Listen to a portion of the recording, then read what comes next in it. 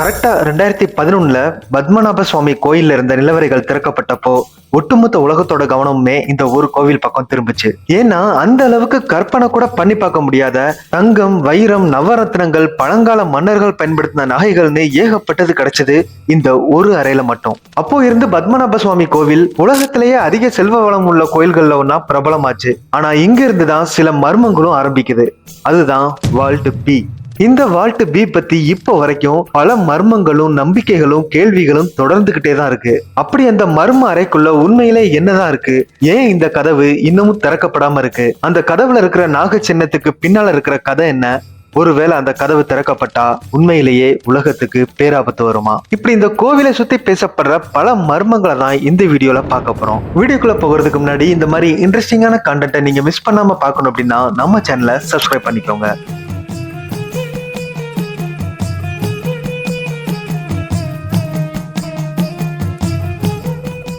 சுந்தரராஜன் அப்படின்ற ஒரு வழக்கறிஞர் கோவிலோட சொத்துக்களை முறையா கணக்கெடுக்கணும் அப்படின்னு உச்ச நீதிமன்றத்துல வழக்கு தொடர்ந்தாரு. இந்த வழக்கு மூலமா உச்ச நீதிமன்றம் ஒரு சிறப்பு குழு அமைச்சு அந்த குழுவோட மேற்பார்வையில கோவிலோட அடித்தளத்துல இருந்த நிலவரைகளை திறந்து அங்கிருந்த பொருட்களை கணக்கிடுறதுக்கு உத்தரவு போட்டாங்க. அப்போதான் கோவிலோட அடிப்பகுதியில மொத்தம் 6 நிலவரைகள் இருந்தது தெரிய வந்தது. அதனால அந்த ஒவ்வொரு அறைகளையும் ABCDEFன்னு ஆங்கில எழுத்துக்களால அடையாளப்படுத்துறாங்க. அதுக்கப்புறம் பலத்த பாதுகாப்போட ஒவ்வொரு அறையையும் திறக்கவும் செய்யறாங்க.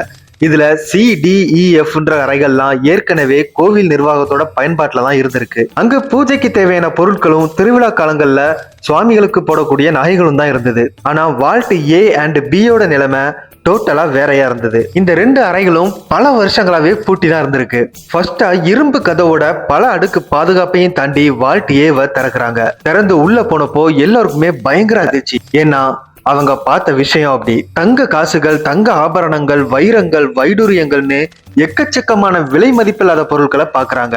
அதுல பல கிலோ இடையிலான தங்கத்தால செய்யப்பட்ட மகாவிஷ்ணுவோட சிலை, கடவுளுக்கு போடக்கூடிய பலவிதமான தங்க ஆபரணங்கள், வைரம், வைடூரியம், ரூபி, மரகதம்னு விலை மதிப்பில்லாத கற்கள் பதிக்கப்பட்ட கிரீடங்கள், இன்னும் பல்வேறு காலகட்டங்களை சேர்ந்த தங்க நாணயங்கள், இதெல்லாம் போக மன்னர்கள் இறைவனுக்கு காணிக்கையா கொடுத்ததா சொல்லப்படுற பல வகையான தங்க பொருட்களையும் அரச அடையாளங்களையும் வால்ட் ஏன்றது ஒரு அறையில கண்டுபிடிக்கிறாங்க. இந்த மாதிரி அளவுக்கு அதிகமான தங்கம், நகைகள், வரலாற்று பொருட்கள்லாம் இந்த ஒரே இடத்துல கண்டுபிடிக்கப்பட்ட செய்தி உலகத்தை ஆச்சரியப்படுத்துது. இந்த செல்வங்களோட வரலாற்று தன்மையும் தொல்பொருள் மதிப்பும் அளக்கவே முடியாதது. அதனால இதோட மொத்த மதிப்பு எவ்வளவுன்னு சொல்றதுல கூட மிகப்பெரிய சவாலா இருந்தது. இப்படி வால்ட் ஏக்குள்ள கிடைச்ச அந்த பொக்கிஷத்தை தொடர்ந்து அடுத்ததா எல்லாரோட கவனமும் அந்த ஒரு அறைக்கு தான் போச்சு. அதுதான் வால்ட் பி. ஏன்ற அந்த ஒரு அறைக்குள்ளேயே இவ்வளவு செல்வம் இருக்குது அப்படின்னா இன்னும் திறக்காம இருக்கிற பி அப்படின்ற அறைக்குள்ள என்னெல்லாம் இருக்கும்னு யோசிக்கிறாங்க. ஆனா அந்த பீன்ற அறையை திறக்கிறதுக்கு முன்னாடியே அவங்களுக்கு பல ஆச்சரியங்கள் காத்துட்டு இருந்துச்சு. மத்த அறைகள் மாதிரி இல்லாம இந்த அறையோட நுழைவு பகுதி பல அடுக்குகளா இருந்தது. முதல்ல ஒரு மரக்கதவு, அதை தாண்டினதும் அதுக்கு பின்னாடி ஒரு கனமான இரும்பு கதவு, அதையும் கடந்து உள்ள போனப்போ அங்க 3வதா இன்னொரு கதவும் இருந்தது. ஆனா இந்த 3வது கதவு தான் எல்லோரோட கவனத்தையுமே ஈர்த்துச்சுன்னே சொல்லலாம். ஏன்னா அந்த கதவுக்கு சாவியோ தாழ்பாலோ இரும்பு பூட்டுகளோ எதுவுமே இல்ல. அதுக்கு பதிலா கனமான கருங்கல்லாலையும் உலோகத்தாலையும் உருவாக்கப்பட்ட 2 பெரிய பாம்புகளோட உருவங்கள் மட்டும்தான் இருந்தது. இதுதான் அந்த அறையை சுத்தி இருந்த மர்மத்தை இன்னும் அதிகமாக்குது. சாதாரண சாவி போட்டு திறக்கிற கதவு இல்ல அப்படின்னா அந்த கதவை உண்மையிலே எப்படி திறக்க முடியும்? அந்த கதவுக்கு பின்னாடி அப்படி என்ன இருக்கும்னு எல்லோருக்கும் தோணுது. முக்கியமா அந்த நாகங்கள் வெறும் அலங்காரமா இல்ல கடவுள் நம்பிக்கையோட அடையாளமானு இத பத்தின மர்மம் இன்னும் அதிகமாயிட்டே போகுது. அவங்க நினைச்ச மாதிரியே அந்த கதவோட நாக சின்னத்துக்கு பின்னாடி ஒரு மிகப்பெரிய ஆன்மீக நம்பிக்கை இருக்கிறதா ஒரு தகவல் கிடைக்குது. இந்த கதவு அஷ்டநாக பந்தனம் இல்லைன்னா நாகபாசம்னு சொல்லப்படுற மந்திர சக்தியால பாதுகாக்கப்படுதுன்னு நிறைய பேர் நம்புறாங்க. ஒரு சில பேரு வேற சில ஆன்மீக முறையின் மூலமாவும் பாதுகாக்கப்படுறதா நம்புறாங்க. அதனால இந்த கதவை அத்துமீறி யாரும் திறக்க கூடாதுன்னு, அப்படி திறந்தா மிகப்பெரிய ஆபத்து வரும்னு எல்லாராலையும் நம்பப்படுது.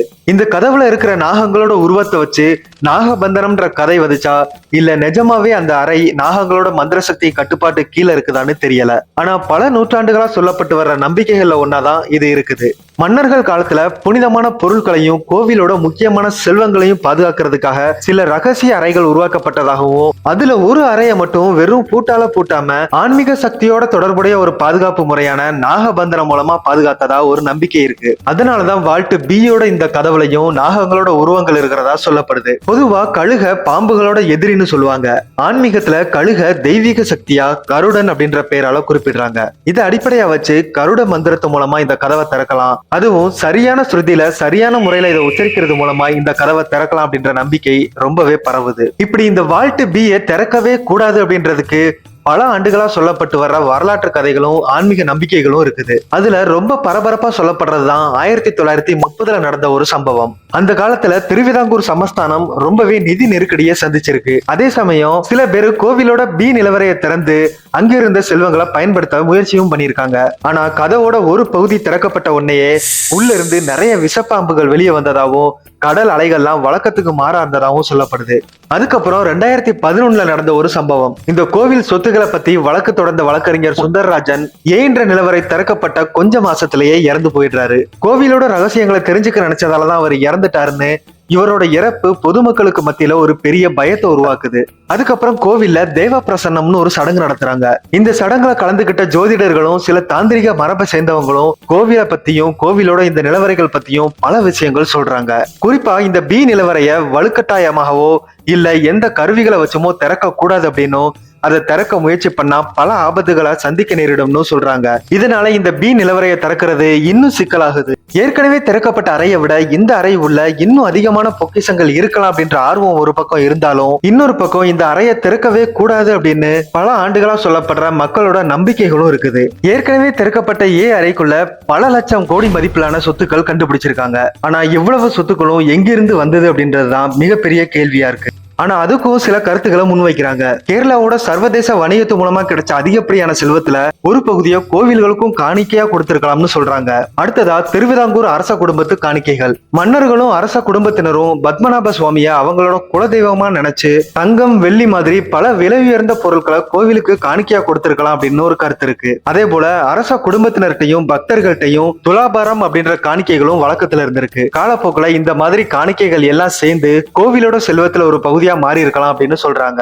இப்போ வரைக்கும் இந்த வால்ட் பி பத்தி 3 விதமான கருத்துக்கள் சொல்லப்படுது. அதுல ஃபர்ஸ்டா அதிகப்படியா எல்லாராலையும் சொல்லப்படுறது பி வால்ட்ல ஏ வால்ட்டை விட அளவுக்கு அதிகமான செல்வம் இருக்கலாம் அப்படின்றதுதான். ரெண்டாவது புனிதமான பொருட்களும் கோவில் சம்பந்தப்பட்ட ஏதாச்சும் ஆவணங்களும் பாதுகாக்கப்பட்டிருக்கலாம் அப்படின்னு நம்பப்படுது. அண்ட் லாஸ்டா அங்க எந்த பொக்கிஷங்களும் இல்லாம கூட இருக்கலாம் அப்படின்னு சொல்றாங்க. அதாவது கட்டிடத்தோட எடையை சமநிலைப்படுத்துறதுக்கோ இல்ல கருவறையோட அடிப்பகுதியை பாதுகாக்கிறதுக்கோ அந்த அறை உருவாக்கப்பட்டிருக்கலாம் அப்படின்றதுதான். இந்த மாதிரி வால்ட் பி பத்தி பல கருத்துகளும் கதைகளும் நம்பிக்கைகளும் இப்ப வரைக்கும் சுத்திக்கிட்டே தான் இருக்குது. அதனாலதான் கோவிலோட இந்த அறை பத்தின மர்மம்ங்கிறது தொடர்ந்துகிட்டே இருக்கு. அப்படின்னா பல வருஷமா மூடியே இருக்கிற இந்த வால்ட் பிக்குள்ள உண்மையிலே என்ன இருக்கு? அது ஏவை விட மிகப்பெரிய பொக்கிஷமா இல்ல நாம எல்லாரும் நினைக்கிறதுக்கு முற்றிலும் வேறுபட்ட வேற ஏதாச்சும் ஒண்ணா? இதுக்கான உண்மையான பதில் தெரியற வரைக்கும் வால்ட் பியோட இந்த மர்மம் தொடர்ந்துகிட்டே தான் இருக்கும். இந்த வீடியோ உங்களுக்கு பிடிச்சிருந்தா ஒரு லைக் பண்ணுங்க.